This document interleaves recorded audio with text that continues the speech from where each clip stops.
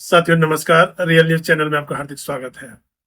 भारत के 52वें मुख्य न्यायाधीश जस्टिस बी आर गवई जी अपनी एक यात्रा के दौरान महाराष्ट्र बॉम्बे पहुंचे, जहां पर गोवा और महाराष्ट्र बार एसोसिएशन ने मिलकर चीफ जस्टिस ऑफ इंडिया के सम्मान में एक सभा रखी हुई थी। उस सभा में जस्टिस बी आर गवई जी पहुंचे और उन्होंने अपना भाषण दिया। भाषण के दौरान उन्होंने बताया कि वो असम गए, रांची गए, नागालैंड गए, तो वहां के चीफ सेक्रेटरी और डीजीपी उनके सम्मान में हाजिर मिले, लेकिन अपने ही स्टेट के रहने वाले बी आर गवई जी को, जो भारत के मुख्य न्यायाधीश लगे हैं, उनके सम्मान में न तो महाराष्ट्र के डीजीपी, न ही महाराष्ट्र के चीफ सेक्रेटरी और न ही बॉम्बे पुलिस कमिश्नर उनके लिए आए। ये प्रोटोकॉल के खिलाफ है। लेकिन उन्होंने कहा कि यह बात सिर्फ प्रोटोकॉल की नहीं है, यह संवैधानिक संस्थाओं के आपस में सम्मान की बात है। हालांकि उन्होंने अपने भाषण में संविधान सर्वोच्च की बात दोहराई कि देश में संविधान ही सर्वोच्च है, उससे ऊपर कोई नहीं। विधायिका, कार्यपालिका और न्यायपालिका उसी के तहत आती है और सभी संवैधानिक संस्थाओं को आपस में सम्मान करना चाहिए।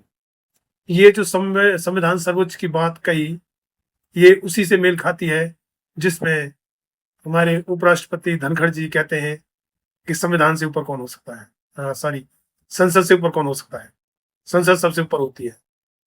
ऐसा कुछ नहीं होता है। लेकिन जो बी आर गवई जी के आने पर जो चीफ सेक्रेटरी, डीजीपी और पुलिस कमिश्नर वहां नहीं पहुंचे, उसको किस तरीके से माना जा सकता है, किस तरीके से समझा जा सकता है। अब लगता तो यही है, जो पीछे की बातें, जो पीछे की चीजें बताई जाती है कि महाराष्ट्र में बीजेपी की सरकार है और सेंटर में भी बीजेपी की सरकार है, यानी कि डबल इंजन की सरकार है। और गवई जी अंबेडकरवादी पृष्ठभूमि से आते हैं। उनके पिताजी रामकृष्ण जी जो है आरपीआई के संस्थापक सदस्य में रहे हैं और वो सिक्किम, केरला और बिहार के गवर्नर भी रहे हैं। और उनकी बात जो पता लगती है, जो गवई जी ने बताई, कि उनके पिताजी ने उन्हें बताया था कि बेटा, वकील रह के तुम पैसे तो बहुत कमा सकते हो, लेकिन अगर जज बनते हो तो समाज के लिए ज्यादा काम कर पाओगे। तो गवई जी ने अपने पिताजी की बात सुनी और न्यायपालिका में आए। और दूसरे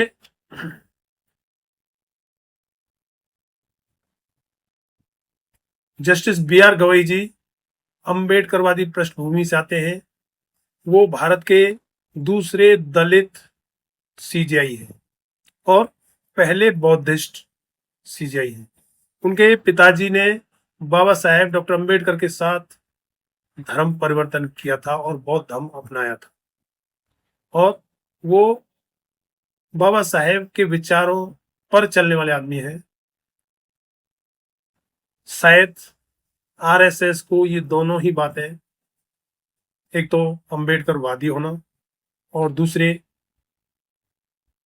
बौद्ध धर्म अपनाना, शायद ये बात आरएसएस को अच्छी नहीं लगती। और क्योंकि महाराष्ट्र के मुख्यमंत्री फडणवीस जी, जो ब्राह्मण समुदाय से आते हैं, शायद उनके इशारे पर ही ये बातें हुई हों, जो संघ से संबंध रखते हैं, आरएसएस से संबंध रखते हैं। खैर, सीजेआई अंबेडकरवादी है और अंबेडकरवादी के लिए कहा जाता है कि एक अंबेडकरवादी करोड़ों के सामने खड़े होकर अपनी बात मजबूत रखने के लिए जाना जाता है।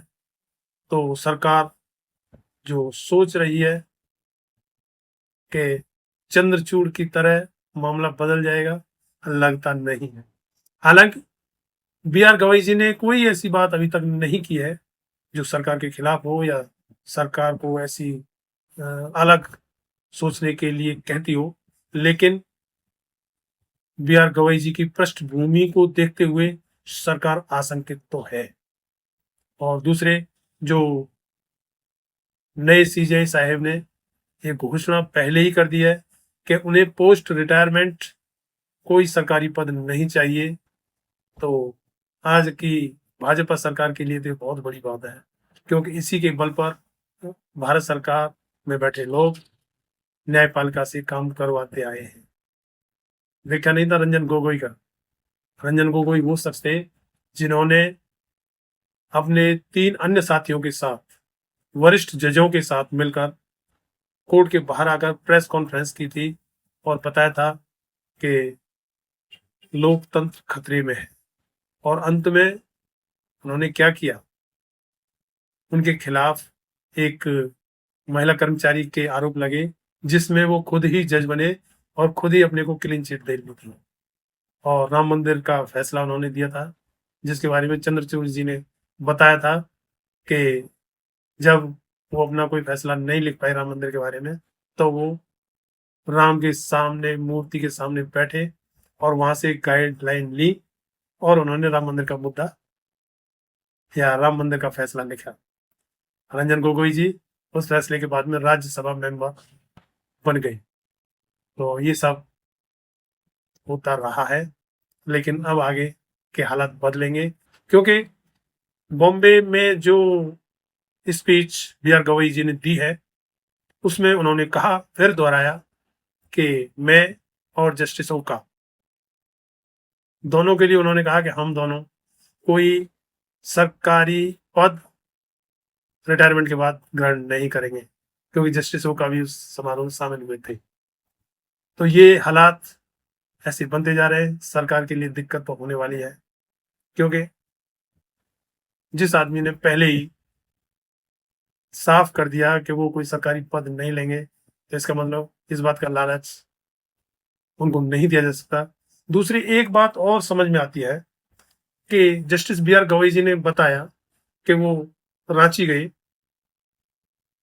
जहां पर भी चीफ सेक्रेटरी और डीजीपी उनके स्वागत के लिए पहुंचे। नागालैंड गए, वहां भी पहुंचे। आसाम गए, वहां भी पहुंचे। लेकिन महाराष्ट्र में ना कोई डीजीपी आया, ना कोई चीफ सेक्रेटरी आया, ना ही बॉम्बे का पुलिस कमिश्नर वहां पहुंचा। इससे कुछ ऐसा नहीं लगता है कि महाराष्ट्र में कभी पेशवा राज रहा है? और वो कहानी जो दलितों की बताई जाती है कि पेशवा राज में दलितों को अपने आगे हांडी लटकानी पड़ती थी और कमर में झाड़ू बांधनी पड़ती थी। ऐसा नियम पेशवा राज में बनाया हुआ था कि अगर दलित जमीन पर थूकेगा तो उससे धरती अपवित्र हो जाएगी। इसलिए हांडी गले में लटका दी गई, जिससे कि अगर थूकना है तो उसी में थूके। और झाड़ू इसलिए बांधी गई थी कि जब वो चलेगा तो रास्ते में उसके पद चिन्ह जो बनेंगे वो झाड़ू से साफ होते जाए। वही चीज याद आती है कि जस्टिस बी आर गवई जी आसाम जाते हैं, रांची जाते हैं, नागालैंड जाते हैं, वहाँ उनको पूरा सम्मान मिलता है, प्रोटोकॉल मिलता है, और वहाँ के डीजीपी और चीफ सेक्रेटरी उनके सम्मान में पहुंचते हैं। लेकिन महाराष्ट्र में डीजीपी, चीफ सेक्रेटरी या बॉम्बे पुलिस कमिश्नर कोई भी नहीं पहुंचा। तो कुछ उस जगह का तो कोई फर्क नहीं है कि पेशवाओं को, पेशवा राज जिस तरीके का चला वो भारत क्या दुनिया में कहीं नहीं चला, वो सिर्फ महाराष्ट्र में चला। और जस्टिस बी आर गवई जी का जो प्रोटोकॉल तोड़ा गया या जो भी अपमान किया गया वो भी महाराष्ट्र में किया गया। खैर, जस्टिस बी आर गवई अम्बेडकरवादी हैं, वो ऐसी छोटी मोटी बातों से विचलित होने वाले नहीं है। उन्होंने कहा भी है कि यह मामला सिर्फ प्रोटोकॉल का नहीं है, प्रोटोकॉल तोड़ने से मैं चिंतित नहीं हूँ, लेकिन संवैधानिक संस्थाओं के आपस के सम्मान का मामला है। तो आगे देखते हैं क्या होता है। हालांकि बीजेपी पार्टी के नेता और संघ काफी चिंतित देखा जा रहा है और उन्हें कोई रास्ता नहीं सूझ रहा है। और ये पक्का है कि CJI justice B R Gavai के रहते हुए भारतीय जनता पार्टी सरकार को और भारतीय जनता पार्टी के नेताओं को मुश्किल तो होने वाली है। अभी उसमें एक और हो गया, जो मध्य प्रदेश का मंत्री विजय शाह, जिसने कर्नल सोफिया के खिलाफ अपशब्द कहे थे, गलत टिप्पणी की थी और उसके लिए उसने माफी भी मांगी थी, लेकिन फिर भी मध्य प्रदेश हाई कोर्ट ने उसके खिलाफ सोमोटो एक्शन लिया और तुरंत एफआईआर कराने के आदेश दिए और महाराष्ट्र सरकार उसे बचाने में लगी रही।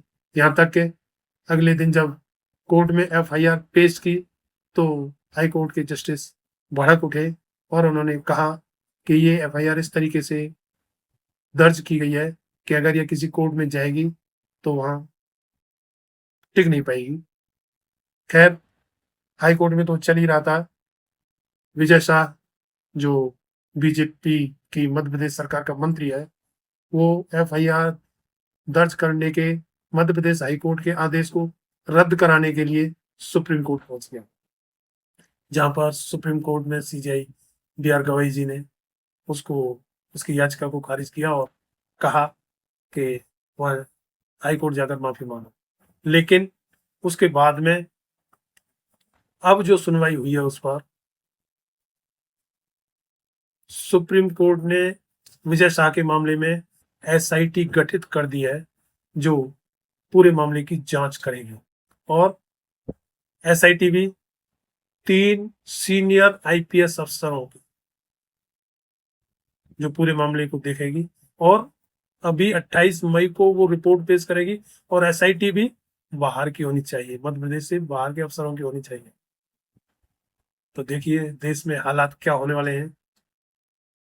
खैर, रंजन गोगोई से लेकर चंद्रचूड़ तक देश ने काफी देखा और न्यायपालिका में काफी विश्वास कम हुआ जनता का, लेकिन पूर्व सीजीआई संजीव खन्ना साहब के टाइम से जनता का विश्वास न्यायपालिका पर बढ़ रहा है और उम्मीद है कि जस्टिस बी आर गवई के टाइम में, हालांकि टाइम छोटा ही है, 6 महीने का समय इनका है, लेकिन इन 6 महीनों में न्यायपालिका पर जनता का विश्वास बढ़ने की उम्मीद करते हैं।